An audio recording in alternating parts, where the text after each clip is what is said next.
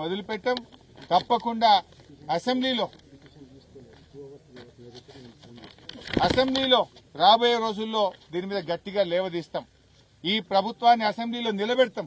ఖచ్చితంగా ఈ విషయాలన్నీ బయట వచ్చే విధాకా బీఆర్ఎస్ పోరాటం చేస్తుంది. రైతులు పోయి పోలీస్ స్టేషన్ లో కంప్లైంట్ ఇస్తే 2 గంటల దాకా పిటిషన్ తీసుకోరట. మా చెక్ డ్యాం బాంబ్ బ్లాస్ట్ అయింది, మా చెక్ డ్యాం ను రాత్రి ఎవరో పేల్చేశారు, నీళ్లన్నీ పోతున్నాయి అని ఈ గ్రామ రైతులు వెళ్లి పోలీస్ స్టేషన్ లో కంప్లైంట్ ఇస్తే 2-3 గంటల దాకా పిటిషన్ కూడా తీసుకోవడం లేదంటేనే ఎట్లా కుమ్మక్కైపోయినరో పోలీసులు, ప్రభుత్వ పెద్దలు, ఇసుక మాఫియా మొత్తం కుమ్మక్కైపోయింది.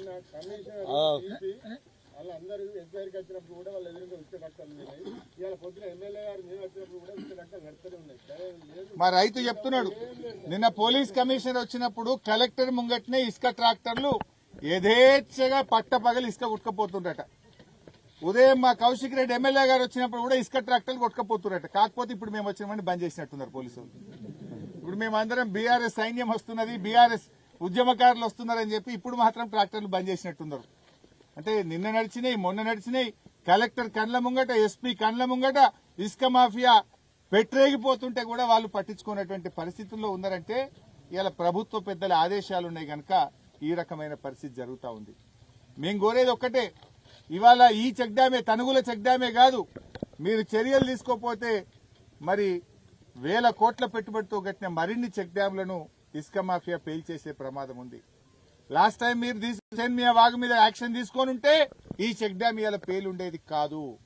ఉత్తమ్ కుమార్ రెడ్డి గారు మాటలు చెప్పుడు కాదు, నువ్వు 12 లక్షల ఎకరాలకు నీళ్లు ఇస్తాను 2 ఏళ్లలో ఎక్కడిచ్చినావా? ఒక ఎకరానికి చూపి నాకు. యాడ ఒక చెరువు కట్టినావా? ఒక ప్రాజెక్టు పూర్తి చేసినావా? ఒక చెక్ డ్యాం కట్టినావా? కనీసం ల్యాండ్ అక్విజిషన్ కు ₹1 ఇస్తలేవు. కట్టిన ఇల్లు పెట్టిన పొయ్యోలే మల్లన్న సాగర్, రంగనాయక్ సాగర్, కొండపోచమ్మ సాగర్, బస్వాపూర్ ఇవన్నీ రిజర్వాయర్లు ఉన్నాయి. ఇంత కాలువలకు నీళ్లు ఇస్తే లక్షల ఎకరాలు పంట పండే అవకాశం ఉంది. కుట్రలు కుతంతాలు ఇవి తప్ప మీకు నిజాయితీ లేదు. ఇంత దుర్మార్గంగా ఈ ప్రభుత్వం వ్యవహరిస్తా ఉంది. సో మళ్లీ మేము డిమాండ్ చేసేది ఒక్కటే, తక్షణమే దోషులను అరెస్ట్ చేయండి, 24 కోట్లు రికవరీ చేయండి. అదేవిధంగా అన్ని చర్యలు కూడా తీసుకోవాలి. నిజానికి ఈ చెక్ డ్యాం మీద విజిలెన్స్ ఎంక్వైరీ కూడా చేసిందట. విజిలెన్స్ వాళ్ళు కూడా అంతా బాగుంది, ఇక్కడ ఏమీ లేదు అని ఏ చర్యలు లేకుండా విజిలెన్స్ వాళ్ళు కూడా దీన్ని సర్టిఫై చేసిపోయింది. ఇప్పుడు 3-4 ఏళ్లకెళ్ళి చెక్ డ్యాం నడుస్తుంది కదా, 3-4 ఏళ్లకెళ్ళి రాని ఇబ్బంది రాత్రికి రాత్రి ఎందుకు వచ్చింది? 14 గేట్లు ఎల్ఎండీలో ఎత్తినప్పుడు 1,00,000 క్యూసెక్కుల వరద వచ్చినప్పుడు రాని ఇబ్బంది చెక్ డ్యాం కు ఏ వరద లేకుండా, ఏ తుఫాను లేకుండా అర్ధరాత్రి ఎందుకు దిగిపోతా ఉంది చెక్ డ్యాం? దీనికి ఇవాళ సమాధానం చెప్పాలి. స్వయంగా ఇరిగేషన్ ఉన్నతాధికారులు, ఇరిగేషన్ శాఖ డిపార్ట్మెంటే ఇది బాంబులు పెట్టి పేల్చారు, ఇసుక మాఫియా పేల్చింది అని పోలీస్ స్టేషన్ లో కంప్లైంట్ ఇస్తే కంప్లైంట్ తీసుకోరు. 4 రోజులైనా అరెస్టు చేయరు. ఏం తమాషాలు చేస్తున్నారు? ఇందులో ఎవరి వాటాలున్నాయి? ఇప్పటికైనా ఖబర్దార్ పోలీస్ మిత్రులారా, వెంటనే యాక్షన్ తీసుకోండి. వాడెవ్వడైనా, ఎంతటి వాడైనా, ఎంత పెద్ద కాంగ్రెస్ నాయకుడున్నా దాని మీద చర్యలు తీసుకోవాలని చెప్పి బీఆర్ఎస్ పార్టీ డిమాండ్ చేస్తుంది. ఒకవేళ మీరు తీసుకోకపోయినా రేపు వచ్చేది బీఆర్ఎస్ ప్రభుత్వమే. వాడెవ్వడున్నా, ఏ పొక్కల దాక్కున్నా వాడిని పట్టుకొచ్చి లోపలేసేది ఖాయం, వాళ్ళ మీద చర్యలు తీసుకునేది ఖాయం. మర్యాద కొద్దీ మీరు తీసుకుంటారా?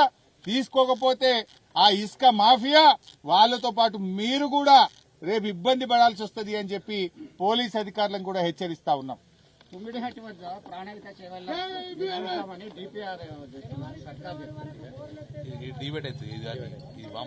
డివేట్ అవుతుందేమో.